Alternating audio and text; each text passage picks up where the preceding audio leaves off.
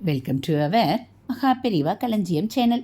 இன்னைக்கு நம்ம பார்க்க போகிறது தெய்வத்தின் குரல் 4ஆம் பாகம் 6ஆம் அத்தியாயம் போர் தீர்ந்து அமைதி காண.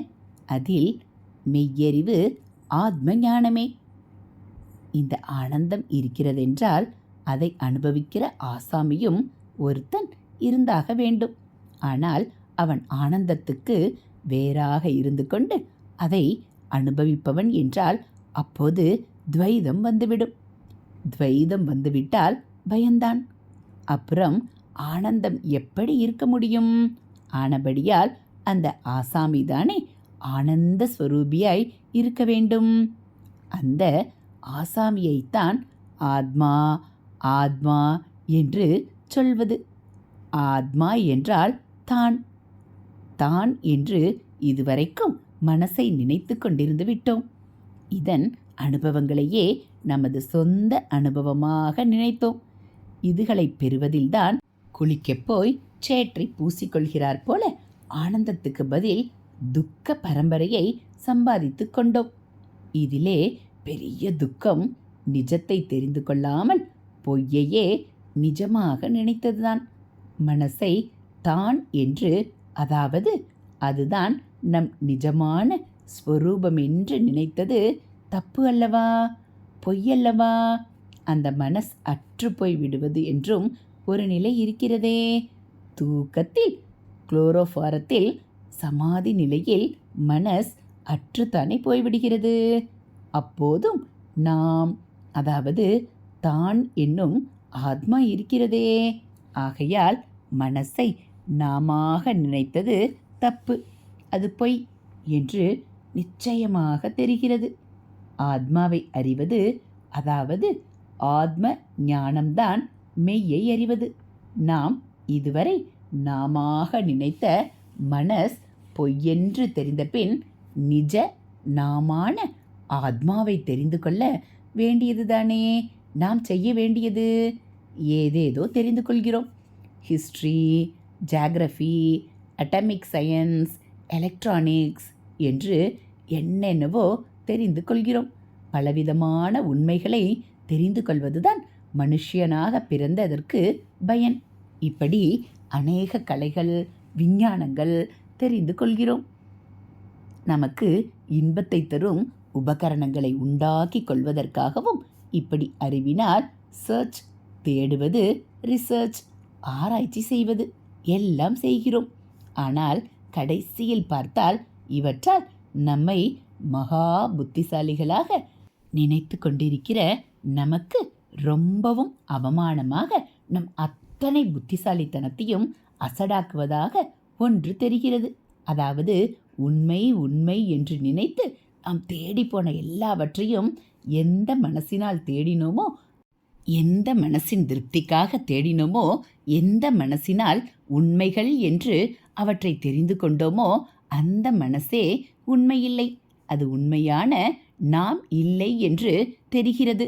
மனஸ் என்பதை இங்கே புத்தியையும் உள்ளடக்கியதான அந்த கரணம் என்ற அர்த்தத்திலேயே சொல்லிக்கொண்டு போகிறேன்.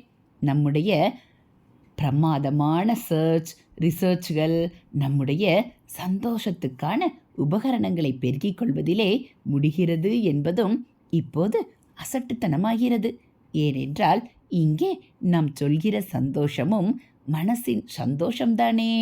நிஜமாக நாமாக இல்லாத ஒன்றின் சந்தோஷத்துக்கான உபகரணங்களை உண்டாக்கி கொள்வதற்காகவே நாம் இத்தனை பாடுபடுகிறோம் என்றால் அது கொஞ்சம் கூட புத்திசாலித்தனமாகாதுதானே.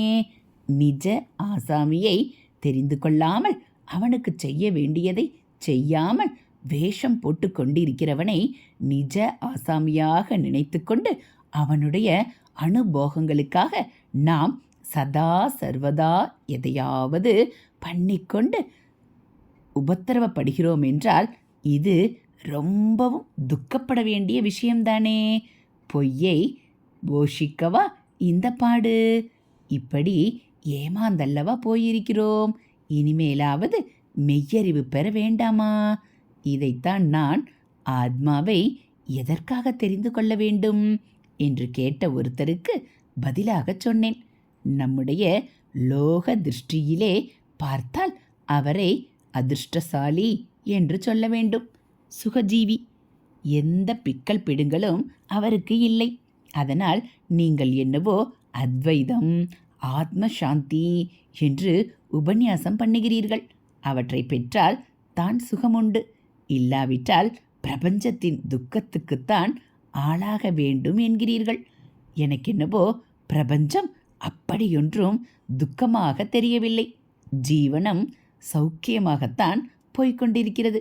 அப்படி இருக்கும்போது இப்படியே இருந்துவிட்டு போகட்டும் என்று இந்த வாழ்க்கையிலேயே இருந்துவிட்டால் என்ன?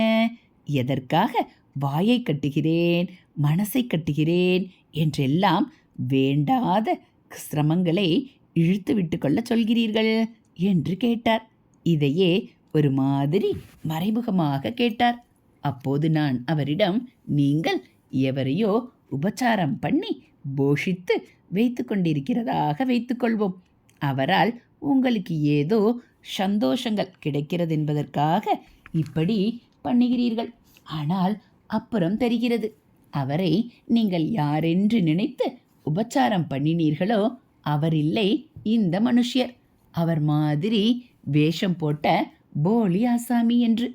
அவர் தருகிற சந்தோஷமும் நீங்கள் நினைக்கிற மாதிரி நீடித்து நிற்க போகிறதில்லை என்றும் தெரிகிறது. அப்போது எத்தனை துக்கமாக இருக்கும்.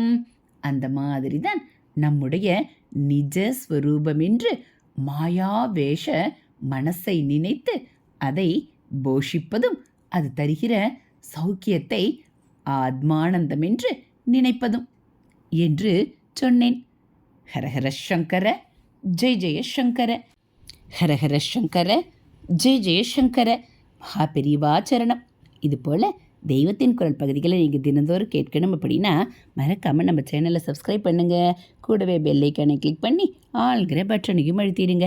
நம்ம சேனலில் வரக்கூடிய தெய்வத்தின் குரல் பகுதிகள், மகாபெரிவ மகிமை, ஆன்மீக கதைகள் எல்லாம் உங்களுக்கு பிடிச்சிருந்தா ஒரு லைக்கும் கமெண்ட்டும் கொடுத்து உங்களுக்கு தெரிஞ்சவங்களுக்கும் ஷேர் பண்ணுங்கள். தேங்க்யூ.